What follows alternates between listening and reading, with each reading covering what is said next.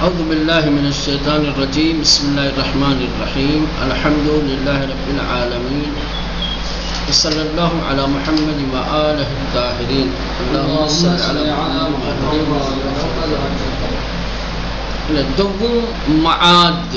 حضرت موسیٰ علیہ السلام نے مبارزے علمی میں جو چیزیں پیش کی ہیں، ٹھیک ہے، اس میں سے دوسرے مرحلے تک پہنچے. پہلا مرحلہ توحید کا تھا، دوسرا مرحلہ معاد کا. دعوت موسیٰ و ہارون علیہ السلام مشتمل بر مسئلہ جزا نیز بود، یعنی کہ موسیٰ اور ہارون علیہ السلام نے جو دعوت دی تھی، فرعون کے سامنے جو باتیں رکھی تھی، وہ جزا کے مسئلے پر بھی مشتمل تھی. اس میں جزا کی بھی باتیں تھی، جیسے انا قد اوحی الینا ان العذاب علی من کذب وتولی. یہ ہماری طرف وحی کی گئی ہے کہ ان العذاب علی من کذب وتولی، کہ جو شخص کذب و افترا کرے گا، اللہ کی اطاعت سے منہ موڑے گا، اس کے لیے سخت ترین عذاب ہوگا. فرعون معاد را بعید و حتی غیر ممکن دانست. ان دونوں نبیوں نے جب معاد کی گفتگو کی، اپنی دعوت میں جب معاد کا جزا کا ذکر کیا، تو فرعون نے معاد کو بعید یہاں تک کہ ناممکن تصور کیا کہ معاد کیا چیز ہوتی ہے، بعید ہے، کہ ایسا ممکن نہیں ہے. قال، بس کہنے لگا فما بال القرون الاولی، جو لوگ گزر گئے جن کا تعلق ماضی سے تھا، ان کے کیا حال و احوال ہے، ان کی کیا کیفیت ہے، کچھ پتہ نہیں ہے. یعنی یہ کہہ کر کے فرعون معاد کا انکار کرنا چاہتا تھا کہ کوئی معاد وغیرہ ہے نہیں. ان سخن فرعون از یکسو بجہت بخبری از وضع پیشینیان القرون الاولی و اعمال انہا بود. در حقیقت چونکہ فرعون کو گزشتہ افراد کے حال و احوال کی خبر نہیں تھی، اس لیے یہ کہہ رہا تھا. ویسے بھی مرنے والوں کی خبر کسے ہوتی ہے؟ کوئی نبی امام تو ہے نہیں کہ چلو بھائی خدا کے ساتھ ایک خاص رابطے کے ذریعے سے معلوم کر سکتا ہے کہ مرنے والے کس حالت میں ہیں. تو بہرصورت یہ معاد کا انکار تو ہے ہی، لیکن معاد کے انکار کی صورت میں جو باتیں رکھی ہیں فرعون نے، وہ ماضی اور گزشتہ لوگوں کے سلسلے میں ایک بے خبری اور لا علمی کا اظہار ہے. فرعون کی یہ بات ایک جانب کیا ہے، گزشتہ لوگوں کی وضعیت اور ان کی کیفیت اور ان کی حالت سے بے خبری ہے، القرون الاولی، اور ان کے اعمال سے بے خبری ہے. نہ ماضی کے افراد کے اعمال کا اسے علم تھا اور نہ ہی عالم برزخ کی حالت اور کیفیت کا اس کے پاس علم تھا. موسیٰ علیہ السلام علم خدا را ضامن معاد دانست. بات اب لا علمی کی آ گئی، تو حضرت موسیٰ علیہ السلام نے کیا ہے، خدا کے علم کو جو ضامن معاد ہے اسے بیان کیا.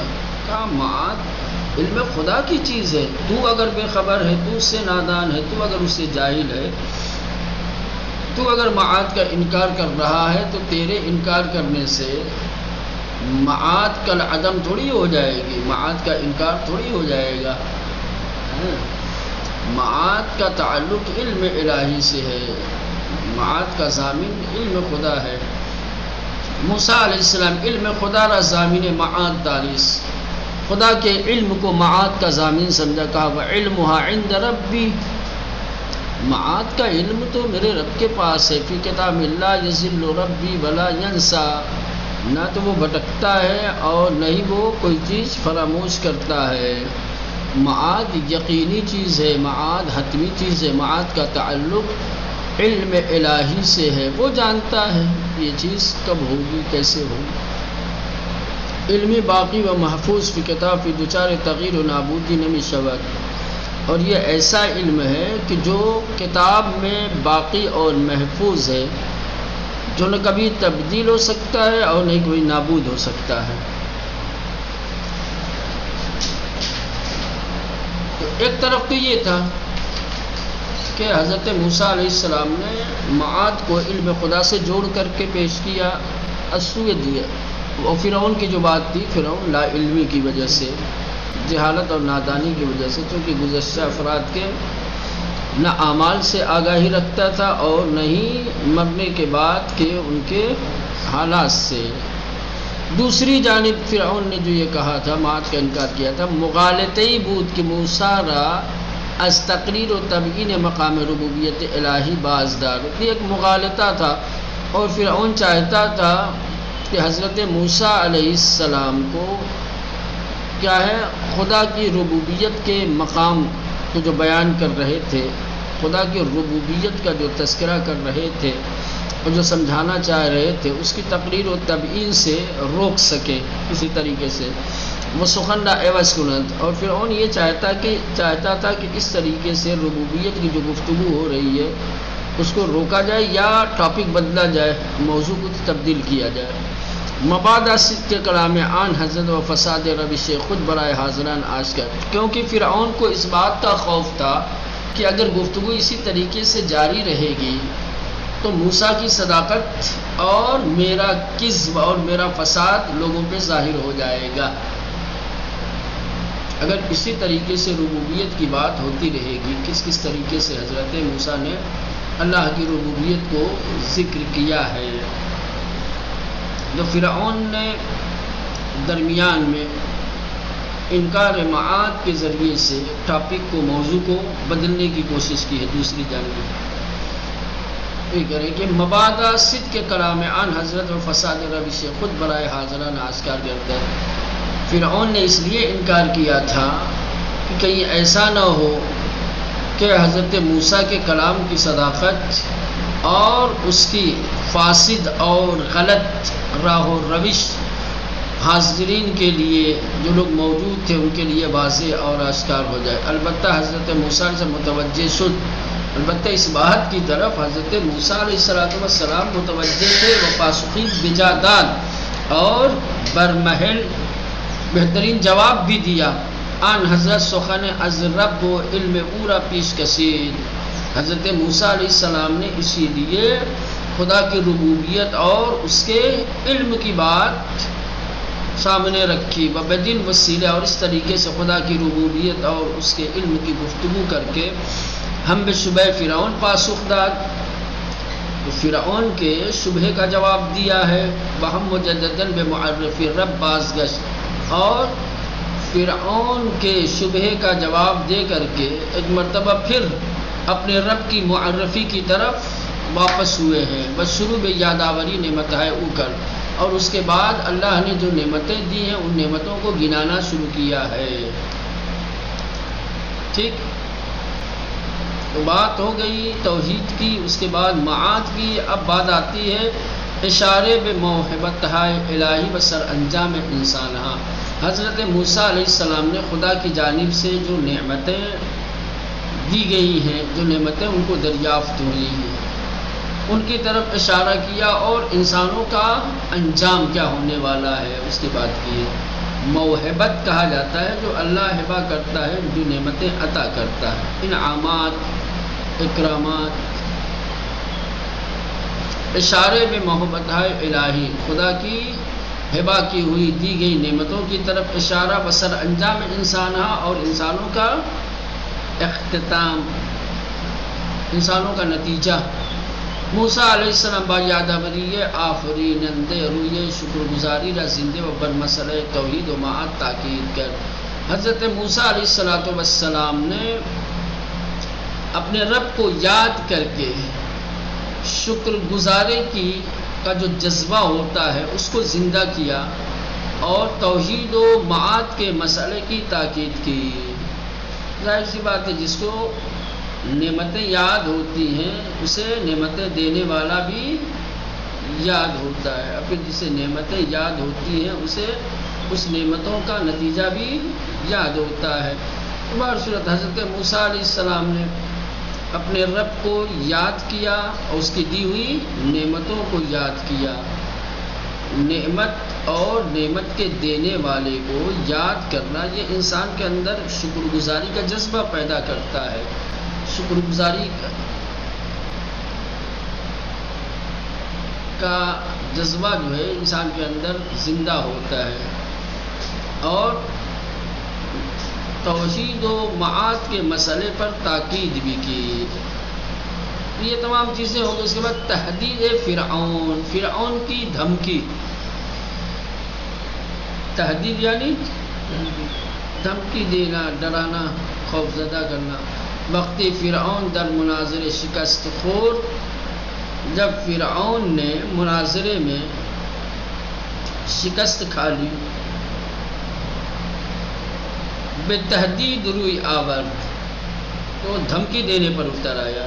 اکثر ہوتا ہے جب ایک انسان ہار جاتا ہے، شکست کھا لیتا ہے، تو پھر وہ سامنے والے کو دھمکی دینے لگتا ہے. حضرت موسیٰ علیہ السلام کے ساتھ فرعون نے جو مناظرہ کیا، جس طریقے سے حضرت موسیٰ علیہ السلام نے اپنی منطقی اور عاقلانہ مدلل باتیں سامنے رکھی جن کا کوئی جواب نہیں تھا فرعون کے پاس. فرعون جب مناظرے میں شکست کھا گیا تو اب دھمکی دینے پہ اتر آیا. قال لئن اتخذت الہا غیری، اگر تم نے میرے علاوہ کسی اور کو خدا مانا تو لأجعلنک من المسجونین، تو ہم تمہیں قیدی بنا دیں گے، ہم تمہیں جیل میں ڈال دیں گے، قید خانے میں ڈال دیں گے. ظالم انجاز کی او حتی نام رب العالمین وسائر آلہہ را نہ بولتے. کہہ رہے ہیں کہ مزے کی بات تو یہ ہے کہ فرعون نے یہاں پر رب العالمین یا دوسرے رب کا نام نہیں لیا ہے، صرف اور صرف کیا ہے کہا کہ الہا غیری، میرے علاوہ، یعنی صرف اپنی الہیت، اپنی ربوبیت کی بات کی ہے.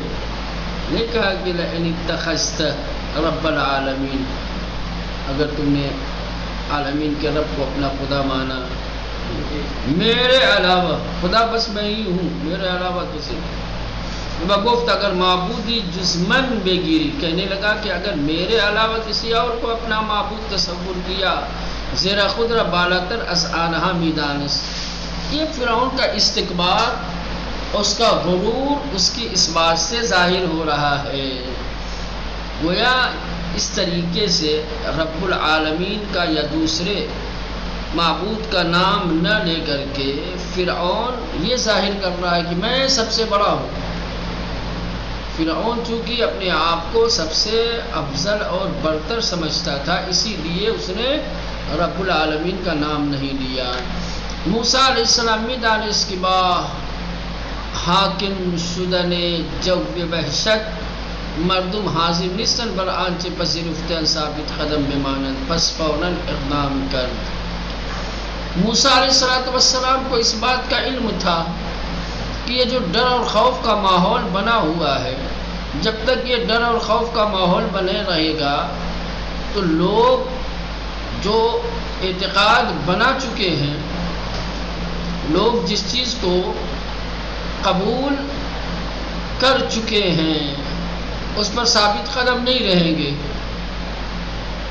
اسی لیے فوراً حضرت موسیٰ علیہ السلام نے کیا ہے ڈر اور وحشت جو لوگوں کے اوپر حاکم تھی اس کو تبدیل کرنے کی کوشش کی. کہ ڈر اور خوف جب تک ہے یہ لوگ اپنے عقیدے پہ ہیں، چونکہ ان لوگوں کا عقیدہ اختیاری نہیں تھا، جبری تھا. وحشت، ڈر اور خوف کی وجہ سے یہ فرعون کو اپنا خدا مان رہے تھے.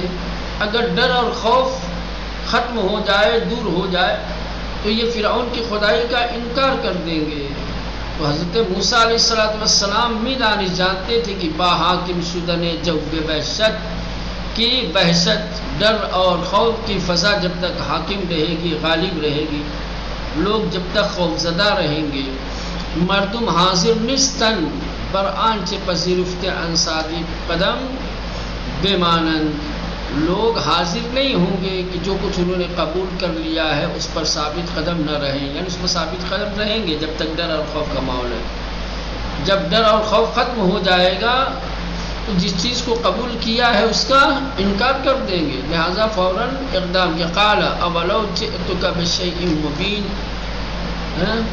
اولو جئتک بشیء مبین، کیا میں واضح اور روشن دلائل کے ساتھ تیرے پاس نہیں آیا؟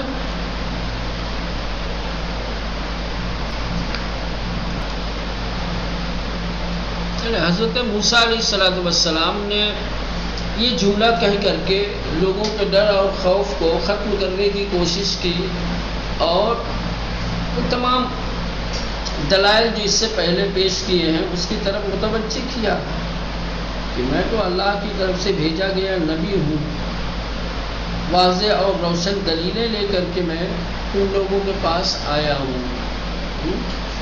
اب انکار کی کوئی وجہ نہیں ہے۔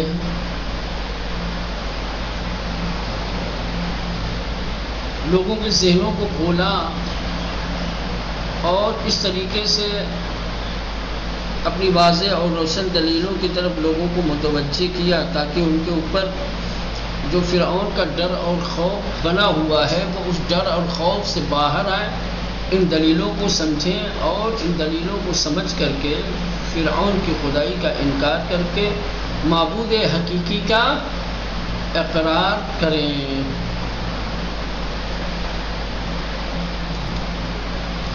چلے یہ بحث تمام ہو گئی ہے۔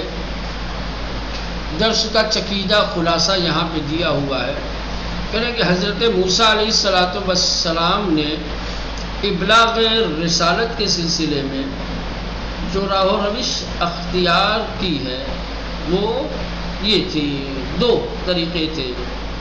اپنی رسالت کا صریحی اعلان، واضح اور روشن طریقے سے اپنی رسالت کو بیان کرنا، دوسرے گفتار نرمی کے ساتھ، لطافت کے ساتھ، مہربانی کے ساتھ گفتگو کرنا، تیسرے ارائے دلیل۔ یہ تین طریقے تھے۔ تین طریقے سے حضرت موسیٰ علیہ السلام نے ابلاغ رسالت کیا ہے۔ دوسرے طاغوت کے مقابلے میں حضرت موسیٰ علیہ السلام نے کون سا راستہ اپنایا ہے، کون سی روش اختیار کی ہے، طاغوت کے سامنے اپنی رسالت کو کس طریقے سے پیش کیا ہے۔ دو روش اور دو طریقے حضرت موسیٰ علیہ السلام نے طاغوت کے مقابلے میں اختیار کیے ہیں۔ طاغوت کا دو طریقے سے مقابلہ کیا ہے، ایک مقابلے علمی، دوسرے مقابلے عملی۔ کبھی علمی طریقے سے طاغوت کے سامنے جا کر کے گفتگو کرتے تھے، بات چیت کرتے تھے، دلائل پیش کرتے تھے، مناظرہ کرتے تھے۔ دوسرے مبارزے عملی طور پر بھی باقاعدہ مقابلہ کیا ہے۔ حضرت موسیٰ علیہ السلام نے طاغوت کے ساتھ جو علمی مبارزہ اور مقابلہ کیا ہے اس کے تین مرحلے تھے۔ پہلا مرحلہ الہی پیام کا ابلاغ کرنا، خدا کی جانب سے حضرت موسیٰ کو جو پیام دریافت تھے ان پیام کو پہنچایا۔ ایک جدال احسن طریقے سے دلائل کے ساتھ گفتگو کی، مناظرہ کیا ان کے ساتھ۔ ارائے معجزہ، کسے معجزہ دکھایا، معجزہ پیش کیا۔ حضرت موسیٰ علیہ السلام کی رسالت کے اہداف کیا تھے؟ دو ہدف تھا، دو مقصد تھا رسالت موسیٰ کا۔ نمبر ایک، بنی اسرائیل کو فرعون کے ظلم و ستم سے نجات دلانا۔ دوسرے، فرعون کی برتری طلبی، اس کے استکبار سے، اس کے طغیان سے مقابلہ کرنا۔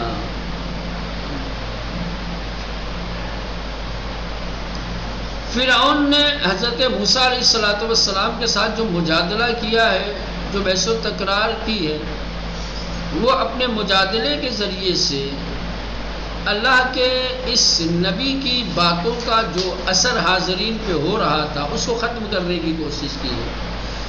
چونکہ حضرت موسیٰ علیہ السلام مناظرے میں، مجادلے میں واضح اور روشن دلیلیں پیش کر رہے تھے، بات علمی اور منطقی کر رہے تھے. حاضرین کے اوپر حضرت موسیٰ کی باتوں کا اثر ہو رہا تھا.